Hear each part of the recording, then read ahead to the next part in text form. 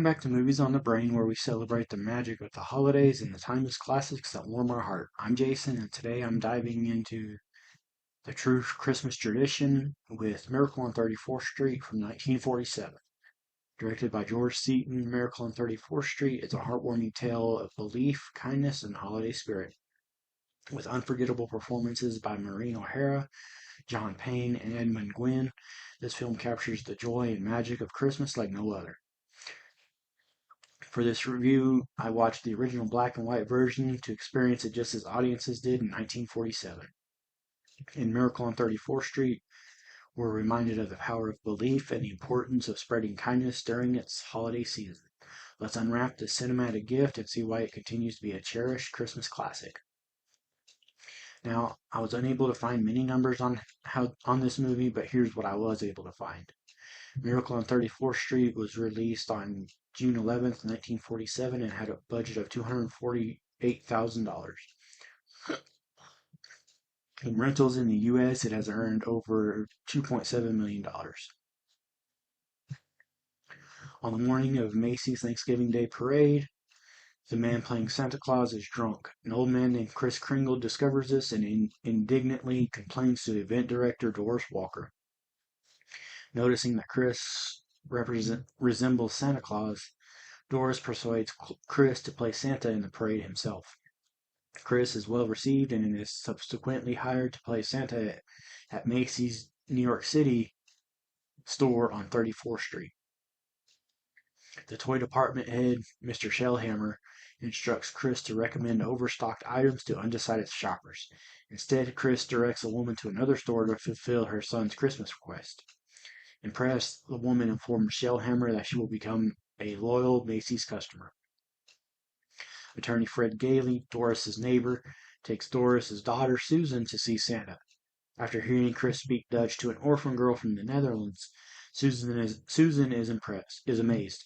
Doris, who has raised Susan to not believe in fairy tales, asks Kris to tell Susan the truth, but Kris insists that he really is Santa Claus. Worried, Doris decides to fire Kris, but R.H. Macy, the store's owner, promises bonus to Doris and Shellhammer because of the positive publicity Kris has given to the store.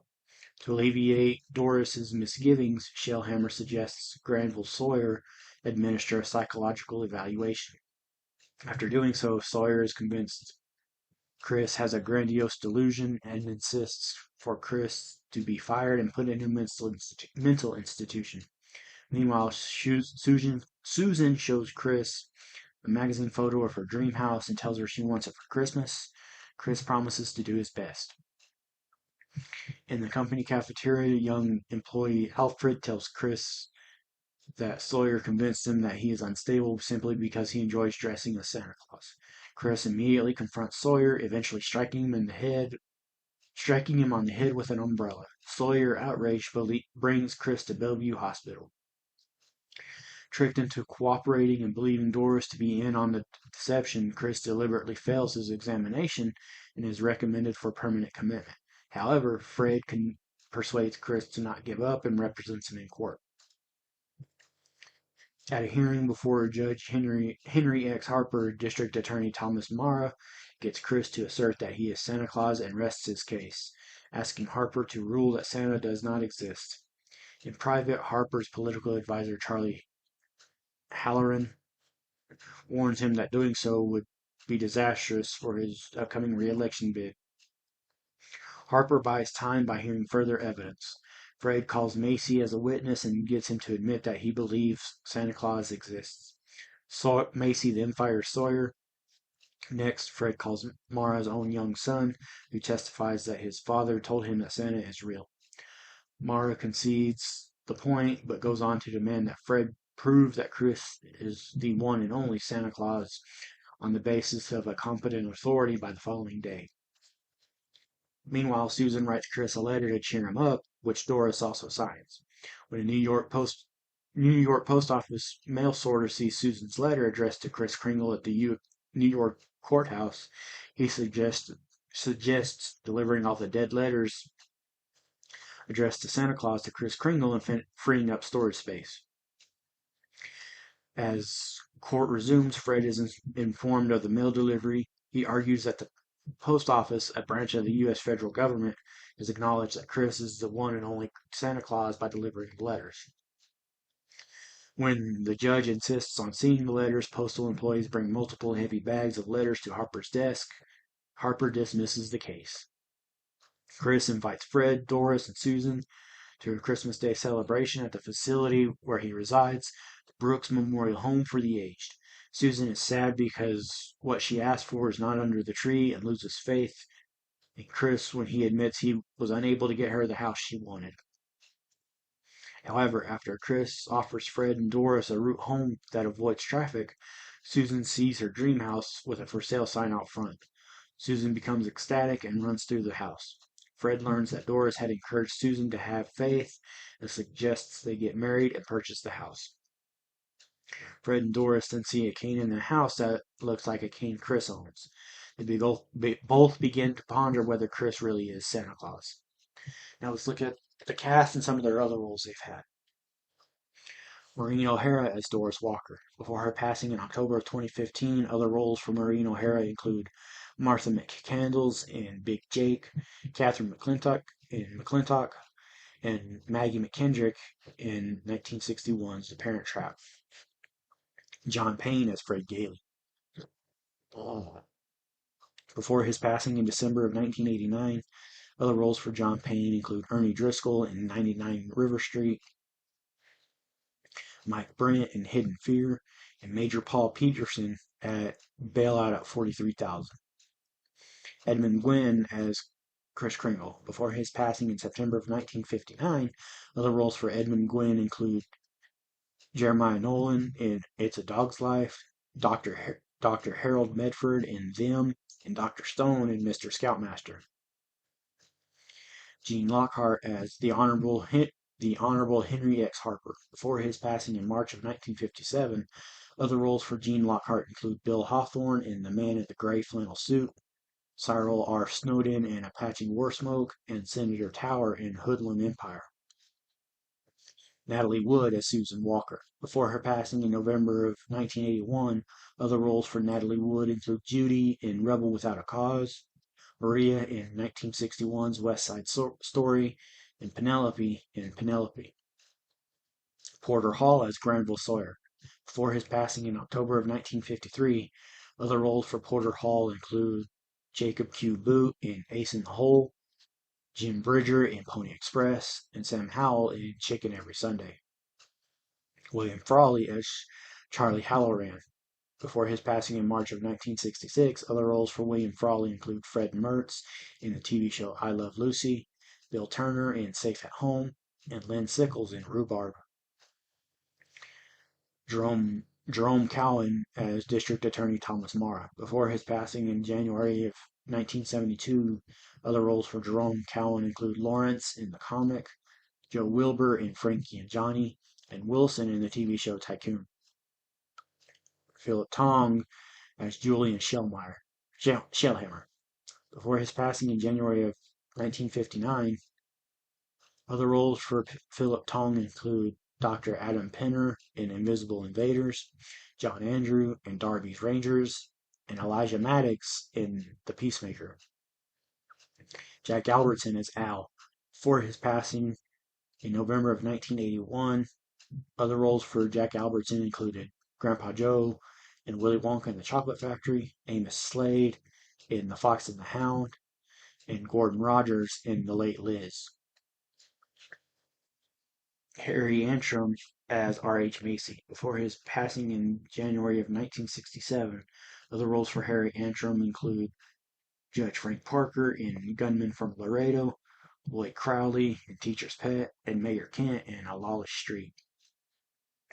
Leela Bliss as Mrs. Shellhammer. Before her passing in May of 1980, other roles for Leela Bliss include Miss Green in The Snake Pit, Mrs. Marshall in The Big Tip-Off, and Belle Stanton in All I Desire. Jeff Corey as a reporter. Before his passing in August of 2002, other roles for Jeff Corey include Tom Chaney in 1969's True Grit, Willis Beecham in Messenger of Death, and Bagshaw in Upriver. Mary Field as the Dutch girl's adoptive mother.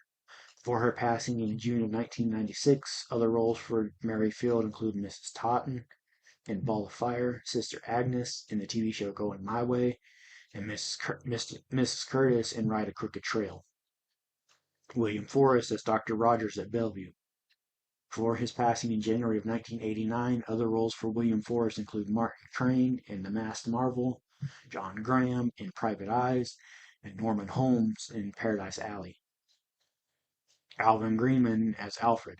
Before his passing in July of 2016, other roles for Alvin Greenman include George in Hit the Deck, Private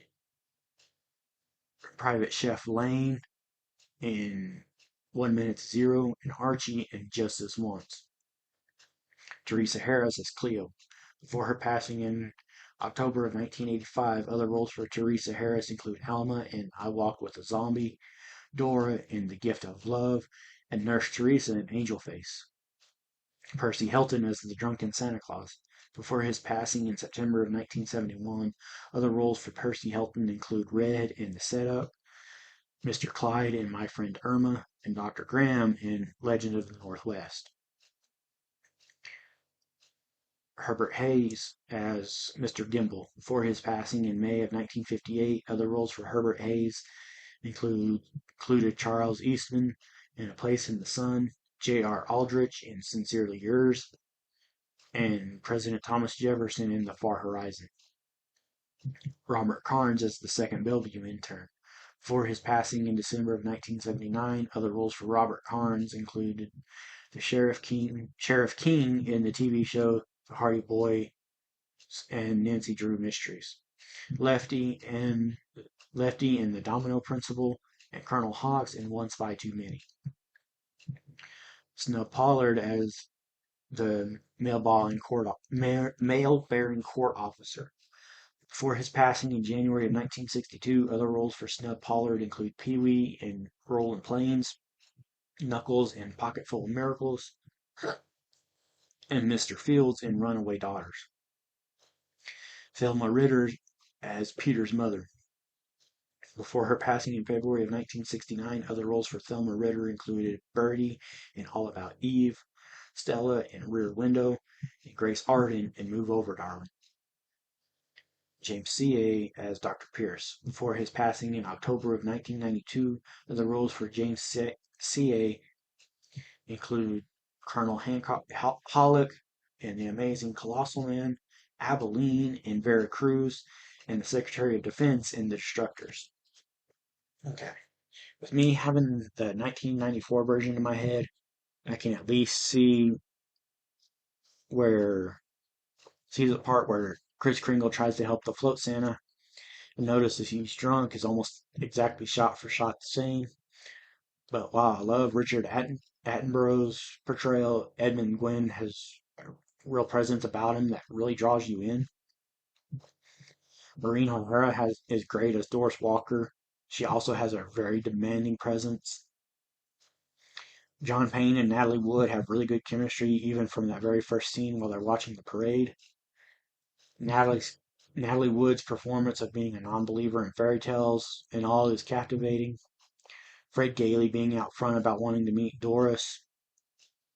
And that's a bit of a change from the 1994 version, but it's a welcome change for both movies. Fred getting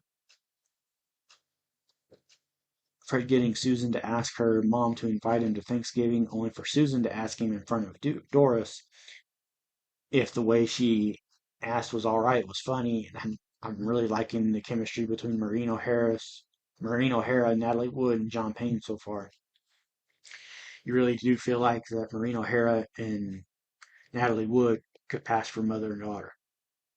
I quite enjoyed the scene with Chris and Alfred. It really makes you think about the true meaning of both Santa Claus and Christmas. I didn't understand a word that first boy said to Chris about except for fire truck, but I do like that he has his finger on the pulse in the toy market, even if it means Macy's loses a sale. That side eye from Susan was great. Natalie Wood really sells you on the fact she doesn't think meeting Santa will change her mind by her facial expressions. I actually think I prefer the beard pool in this over the beard pool in 1994. It's such a sweet scene. Santa speaking Dutch is as sweet in this as Santa using sign language in the 1994 version. Actually, maybe even sweeter. The conversation Kris is having with Susan is so sweet. I'm going to be saying that a lot, I think, if I haven't already. And the fact that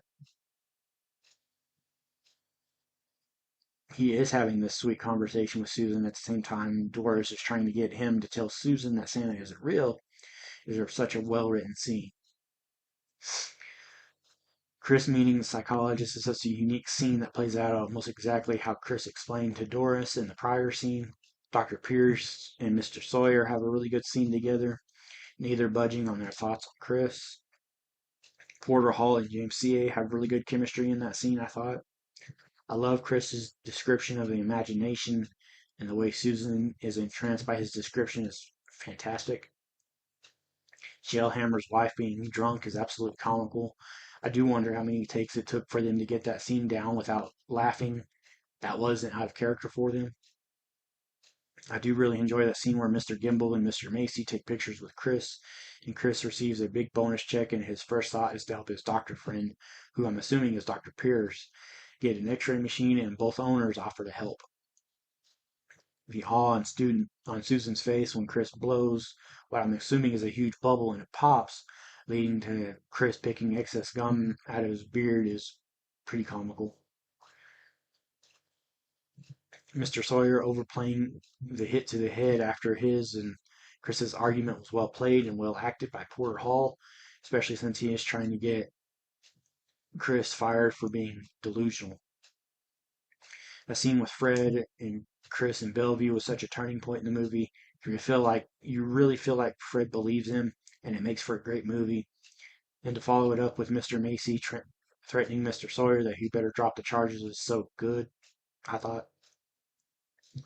Even though it was a hard watch, the scene with Doris and Fred having their argument about Fred representing Kris Kringle in court really shed some light on Fred's character and how closed-minded Doris really is at that point in time. I'm loving the judge in this, just smiling like a fool when he tells the district attorney that his objection is overruled when the DA's own son is testifying that Kris is the real Santa Claus. Seeing Doris tear up when her and Susan are talking about whether or not Kris is actually Santa Claus is such a well shot and well written scene, even in black and white. The way Fred proves Kris is Santa Claus is brilliant. All the mail from the Postal Service was fantastic. I like how Susan has Fred stop the car and she just runs right into the house that she asked Kris to get for her. And Fred and Doris see Kris's cane and wonder if Kris Kringle really is Santa Claus or not. Overall, a fantastic film, and I think I might actually like it more than the 94 version I grew up on.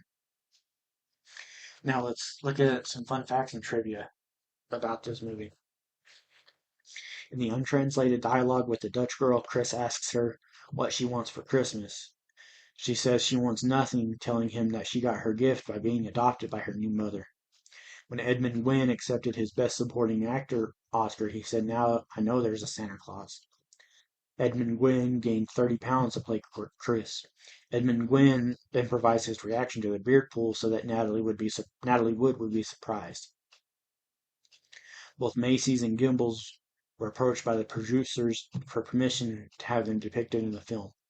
Both wanted to see the finished film before they gave their approval. If either had refused, the film would have had to have been extensively edited and reshot to eliminate the references. Fortunately, at the test viewing, both were pleased with the film and gave their permission.